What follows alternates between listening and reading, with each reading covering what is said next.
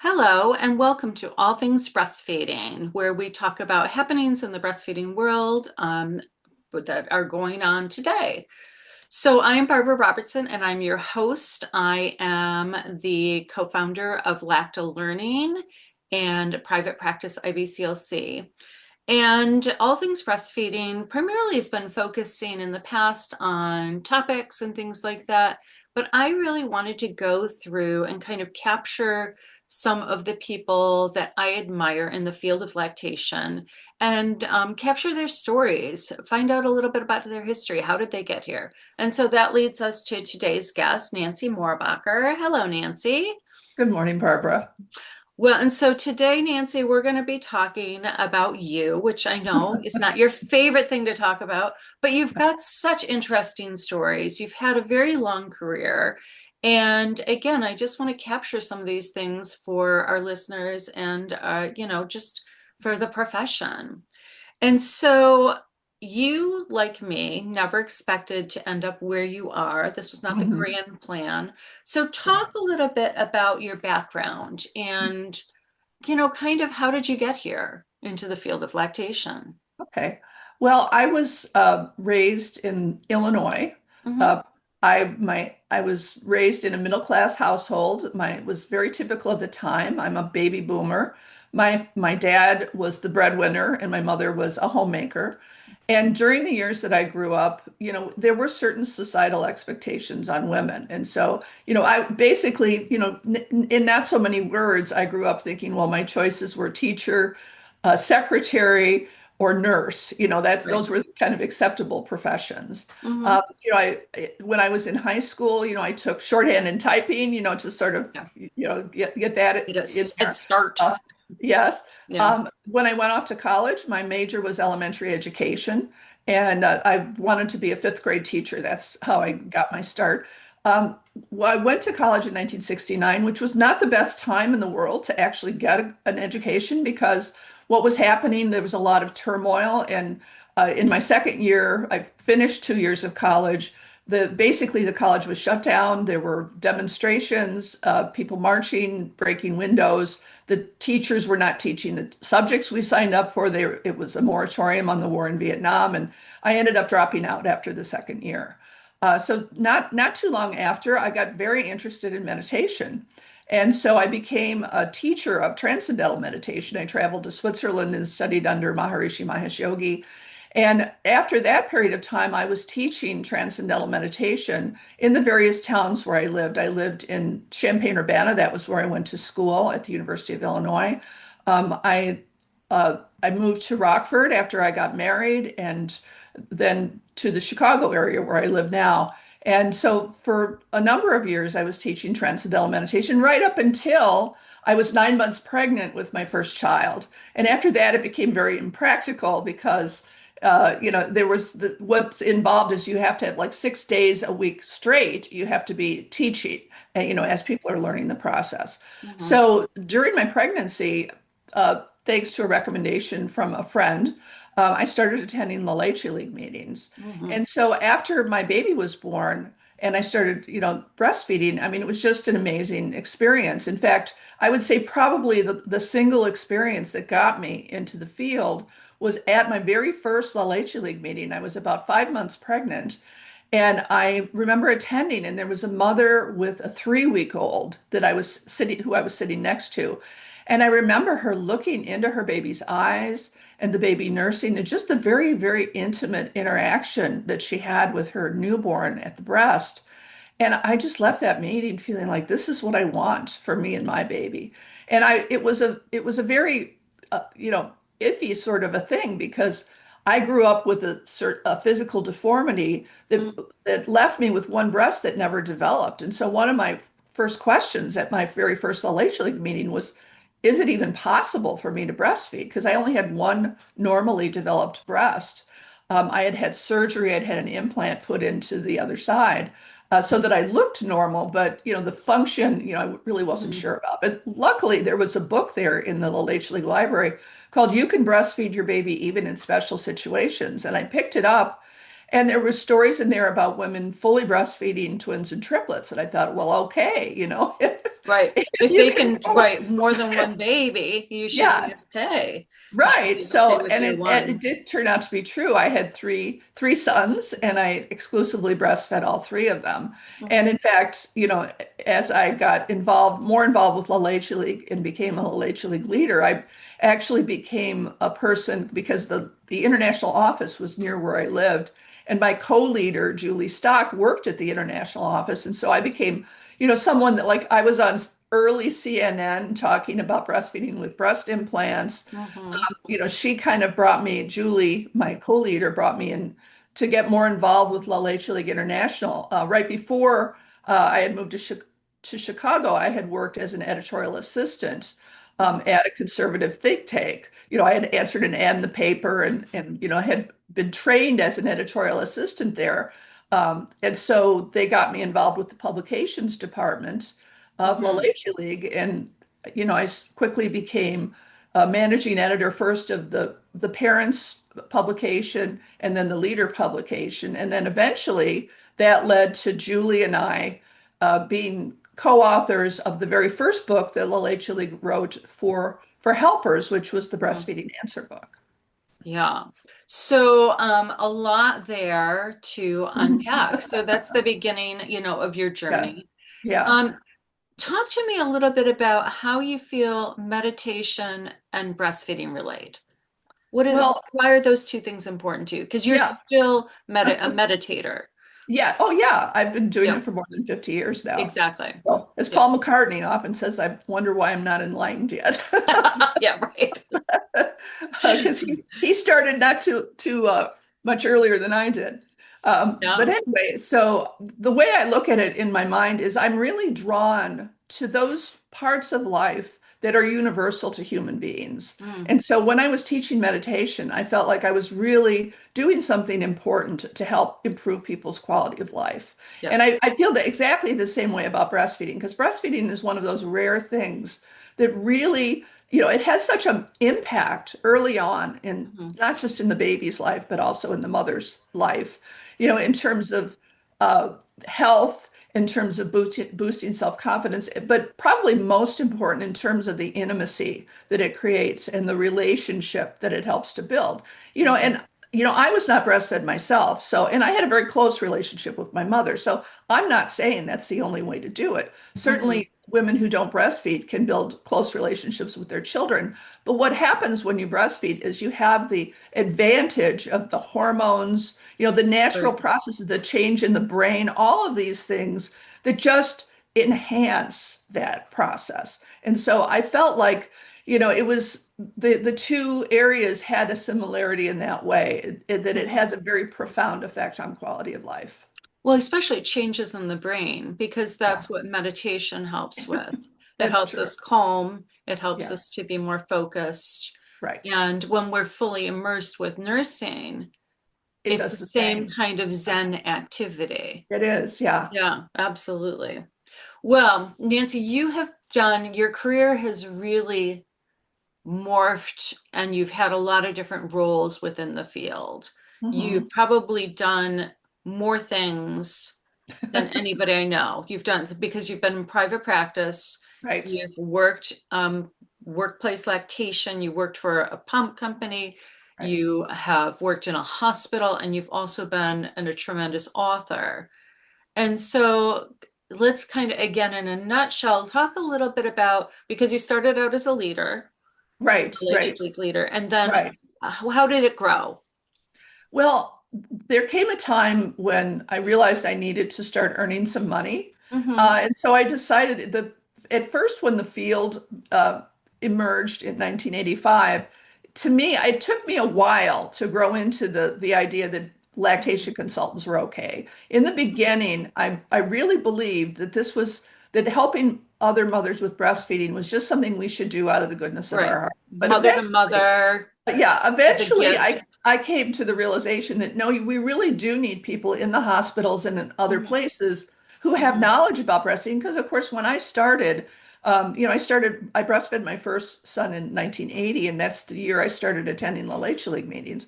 There was Mhm. no one in hospitals, in pediatric offices, in public health, anywhere who knew anything about breastfeeding. Yeah. And that was a super big disadvantage, Hmm. obviously. Yes.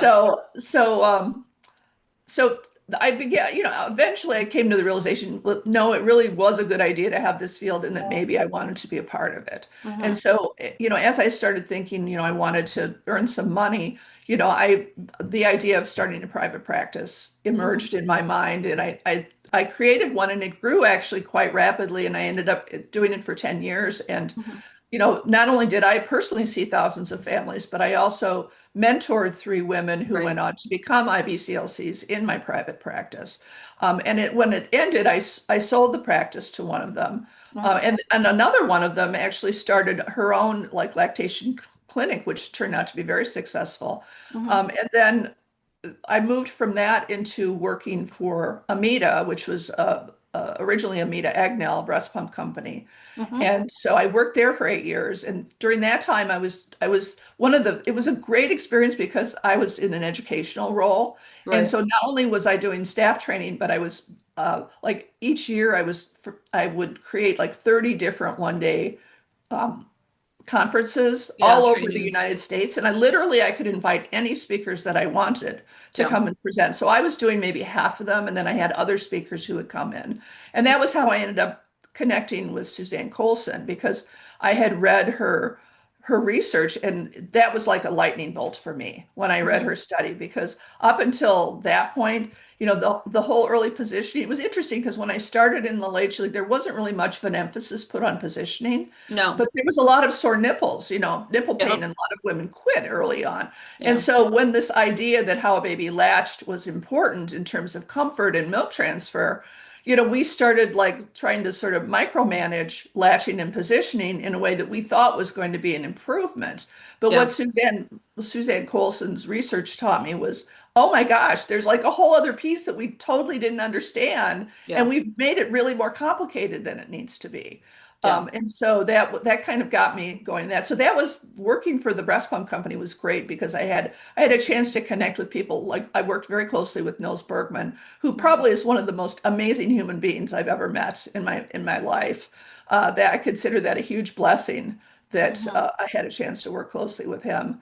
So Yeah. what was also interesting during that time was uh, Amita was bought by an infant feeding bottle manufacturer, Evenflow. And I had made the decision that I was going to quit, before my paycheck was going to be paid by a code violator, Hmm. who code violator. But Right. then what happened was I was called into the CEO's office and they told me that I wasn't the only IBCLC on staff and that they were planning to try to become code compliant.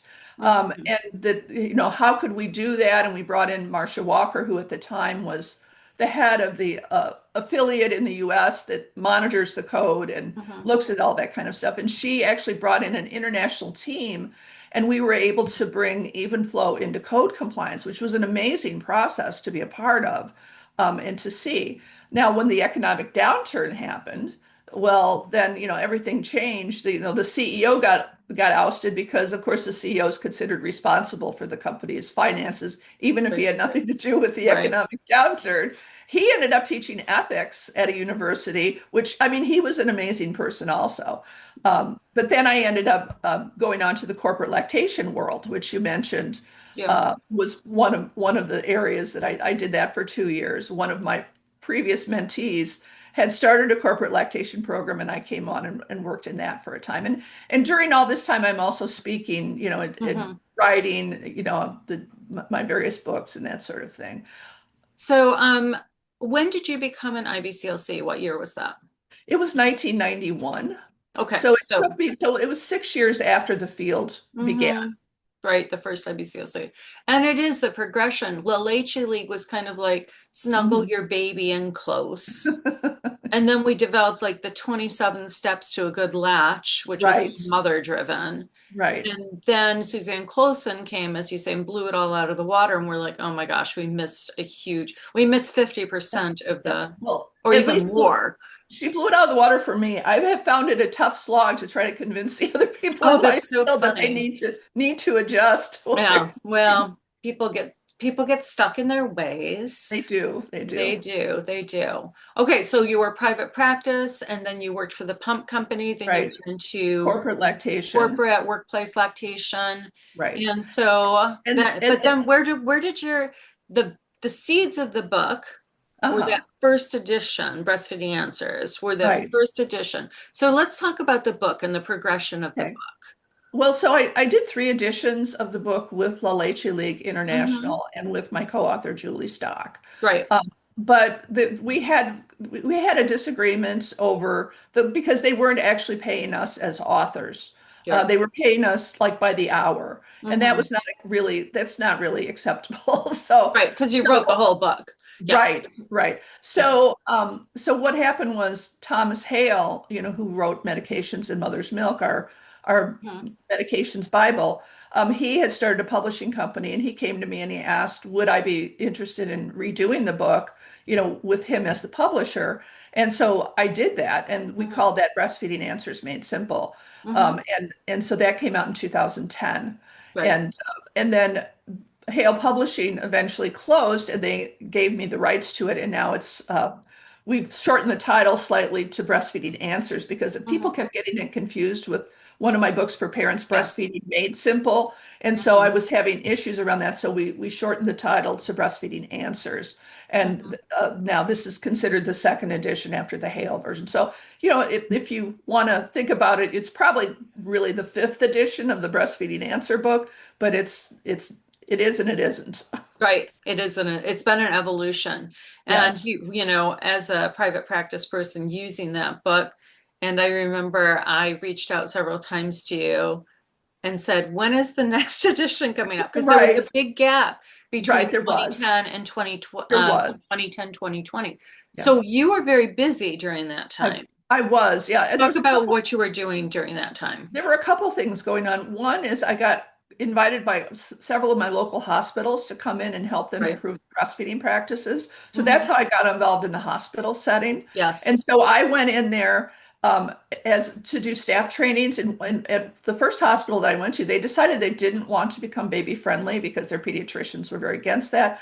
But Hmm. we did the staff training. We brought in as much of the baby friendly information as we could, and we Right. actually increased. It was a very high end hospital, like high resource area where Hmm. people lived, and so their breastfeeding rates were very high. But when I started, it was a 93% initiation rate of breastfeeding, but only 60% exclusively breastfeeding at hospital discharge. Yeah. And by the time I left 18 months later, it was still 93% initiation, but it was 87% Hmm. exclusive breastfeeding at hospital discharge, just from the practice changes that we implemented during that time. So Hmm.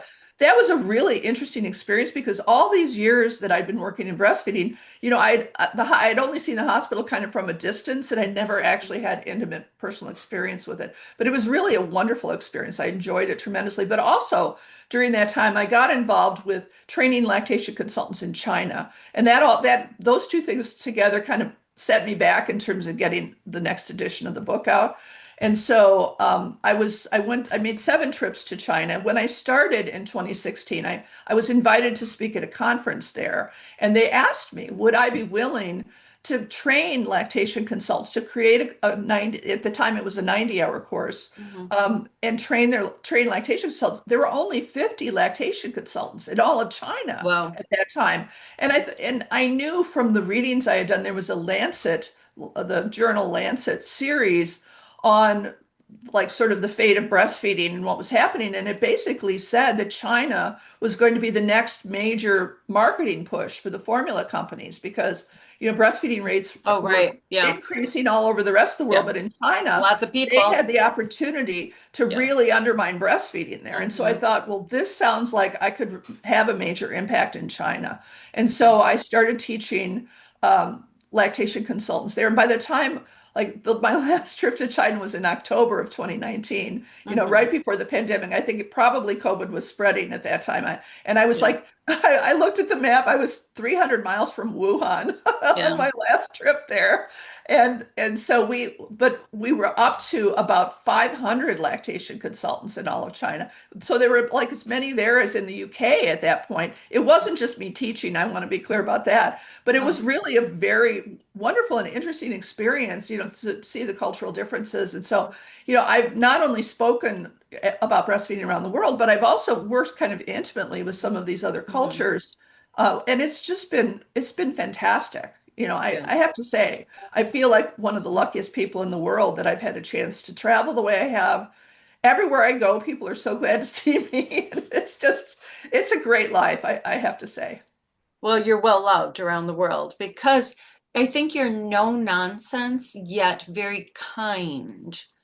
And so by no nonsense, I mean, it's not that tricky. It's going to be okay.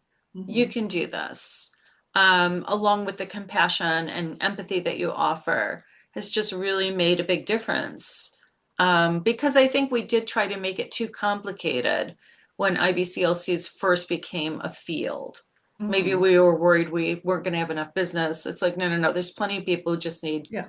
some basic help. Well, I Yeah. think some of it is wanting to gain credibility with medical Mhm. professionals. Yeah. Um, there's a lot of reasons why I think our field seems to be moving more in the medical and technical direction. Hmm. Um, so, and I'm not sure that it's worked, because when I hear the Right. industry talk Yeah. about lactation consultants, I'm not hearing that we have a great deal of credibility Yeah. for many of them. But it's been a really interesting ride for sure. Well, so you've talked a lot about what interests you in our field. So let's move on to, so what is the study? And so what are you, we were earlier, we were talking. So what kind of studies interest you the most and what Yeah. study would you like to see? Well, the kinds of studies that interest me the most are the kinds that we have very few of, Yeah. but are still gradually emerging, which are those that really give us some major insights into normal breastfeeding. Hmm. There was a study in 2023 that had more than 20,000 babies that they actually measured their weight gains over the first Hmm. 2 years. And maybe we could put a link to that in the Hmm. notes for this. And it basically, because people often ask, well, how much should a baby be taking of human milk? We kind of knew during the first 6 months, but now we know for the whole first 2 years what that looks like, after babies start solids and for that whole period of time. So learning what's normal to me Yeah. is what we really need more of. And there was a study, well, of course, Suzanne Colson, taught us what was normal in terms of Hmm. babies' ability to make their own way to the breast, not just at birth with the breast crawl, but Hmm. actually during early nursing and even Yeah. later nursing. Yeah. There was a study that the Hartman team, now the Geddes team from the University of Western Australia, published about. They actually looked at what were the volumes of milk that babies were ingesting. They did Hmm. 24-hour test weights with babies during the first 6 months to see, and you could see not just what was average, but what was the range. It's that sort of thing that I think is really helpful because people often ask me, well, why is breastfeeding so tricky? And Hmm. my simple answer is, well, it's because for many of us, we grew up with bottle feeding as the Yeah. norm. Yeah. My mother had one friend who breastfed, and I never once even saw her breastfeed. All the rest of them were bottle feeding. So we try to translate what we know about bottle feeding to breastfeeding. And Hmm. oftentimes it not only doesn't work, but it can be undermining. Yes. It's like for people Yes. believing that babies need more and more and more milk as they get bigger and heavier, Hmm. turned out not to be true for breastfeeding babies. They plateau from 1 month to 6 months, and then the volume of milk they need decreases. So it's not like bottle feeding that way. And so learning what's normal, I think, is probably the most important thing for us to be truly helpful to the breastfeeding families that we work with. Right. And what we've studied with bottle feeding is what has happened with bottle feeding, not Yes, necessarily what's right, healthy for bottle right. feeding. So we're True. comparing an unhealthy model Right, right. to something different. And so Yeah, actually, hopefully, breastfeeding, as it should have in the first place, should be yeah, informing how we bottle feed. right, right. And, versus the other way around. and the funny thing is, when I look back, like at my first La Leche League meeting, how I was taught to hold my baby to breastfeed was Mhm. actually a bottle feeding position. And Absolutely. that's because even the founders, I mean, this is what they saw. The Right. founders of La Leche League, this is what they saw. And so, it was kind of, I often say it's kind of a miracle that as many women did breastfeed during those Yeah. times Yeah. as were able to do it, because so much of what we were saying and doing was not necessarily supporting them in the right way. Yeah.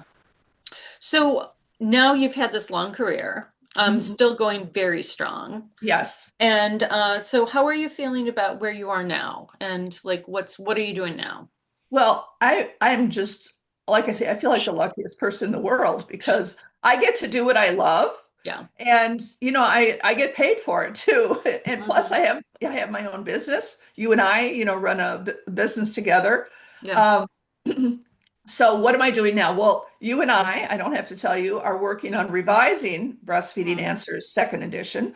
My hope is that the third edition will be available at the end of next year in Yeah. 2026. Hmm. Um, and I'm working very closely with LactaLearning, and we one of my favorite parts of that is our monthly Zoom check-ins that we do with our students, where they can come on and ask any questions they like. I have to say, it's to me, like, working with you has really, like, sort of ramped up my excitement for education, because Well, your master's degree in yeah. curriculum development, has sort of crystallized a lot of what I kind of already knew. But I mean, those are the most fun things, when you can Yeah. keep learning. The idea of creating educational courses that are not all lecture, and Hmm. that we can use lots of different learning formats, like podcasts and short videos and live discussions. And it makes such a difference in terms of the Hmm. effectiveness of education. So I'm very, very excited about that.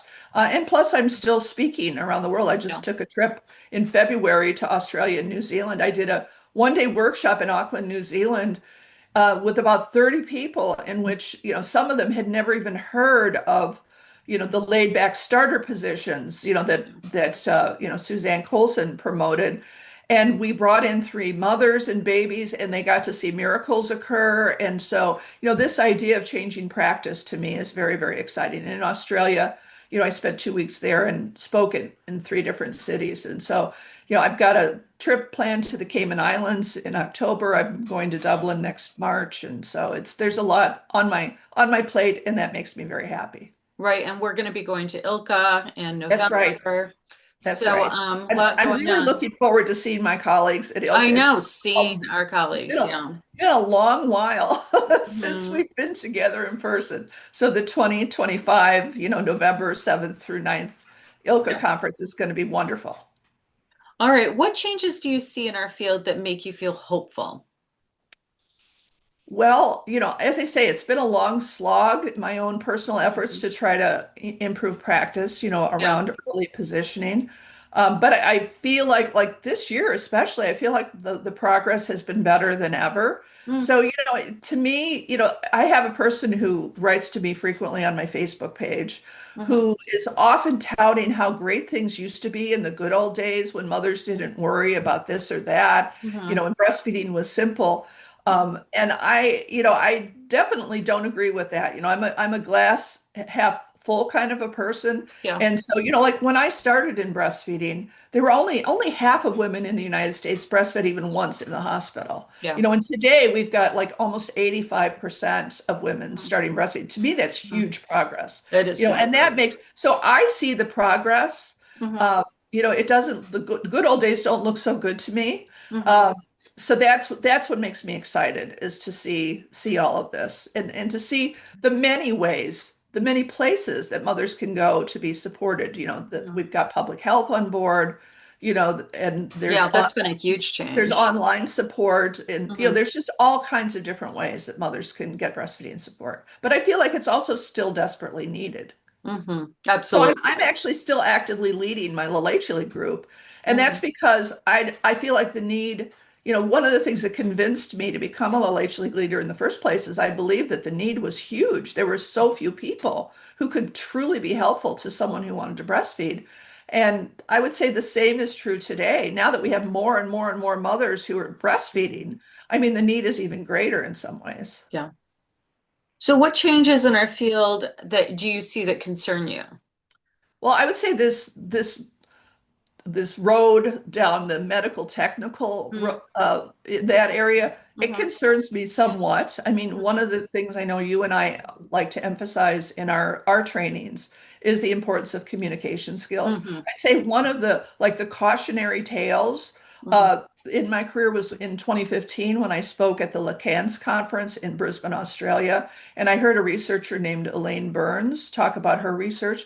And suddenly, like it was like a light bulb went off. I understood now why it is that sometimes our field gets a bad reputation. We Yes. get called nipple Nazis and breast Mm-hmm. police. And she actually did like audio tape recordings of interactions Mm-hmm. between breastfeeding helpers and new mothers. And like to hear like some of what goes on in terms of the insensitivity to the emotional part of Yeah. breastfeeding, like rather than empowering families that Mm-hmm. so many people actually are undermining in ways that they don't even realize. I mean, I'm Right. sure all of the people that she recorded thought that they were helping and wanted to help, Mm-hmm. but this idea, that we have to improve communication skills, I think, is uppermost in my mind because just being uh, skilled in a technical way and knowing all of that information is not enough in and of itself. We Mm-hmm. need to also be aware of how to empower families. Yeah. Because we're going home. You say Yeah, we want to put the parent in the driver's seat of their own right. experience. That's right. That's right. That's what empowering means. It means that Yeah. that mother or other nursing parent feels like they're in control of their Mm-hmm. experience and we're there as a resource. And of course, as a peer supporter, I think that's why you and I think work together so well, is that was how we were trained originally. Mm-hmm. So that's something that's really in our core and we understand deeply. Yeah. The fact that we're there as a resource and that to act as an expert who's looking down on the mother and telling her what to do is sort of against our nature. And I think unfortunately that's something that we still need to work on in our field. Well, and that's why the WIC peer-to-peer support Right. folks are just so powerful and They important. are. They absolutely are. Well, so final question. What do you feel like you still have left to do in the field? What do you want to do still, Nancy? Well, if I had my way, I would just live forever and I keep know, I revising know. my books and But teaching you're very people. realistic. But no, I mean, I just want to keep doing what I'm doing Yeah. because, and it's great because I guess the more people know who I am, Mhm. the more impact I can have. And Yeah. I mean, isn't that really what life is all about? It's about finding your path and having a positive impact on the world. And Yeah. I feel like I've been lucky enough to do that. Hmm. And I often tell, my colleagues, don't underestimate your power Hmm. because I've seen in my own life there was no way that somebody looking at me, when I started off would think, Hmm. that I could be somebody who would be, an internationally recognized person in a field that didn't even exist at that time. I tell my granddaughter, I said, don't worry if you don't know what you want to do, when you're college age.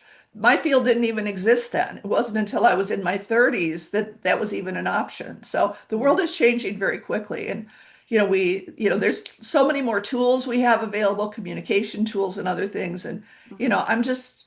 I'm excited to stay on my mission. Well, Nancy, on that note, thank you so much for joining us today. You're welcome. All right. Well, thank you everyone for listening. If you enjoy all things breastfeeding, please on your favorite podcast listening device, leave us a review so that other people can find us by having us move to the top of the list. And we hope that you join us next time. Thank you so much. Bye bye.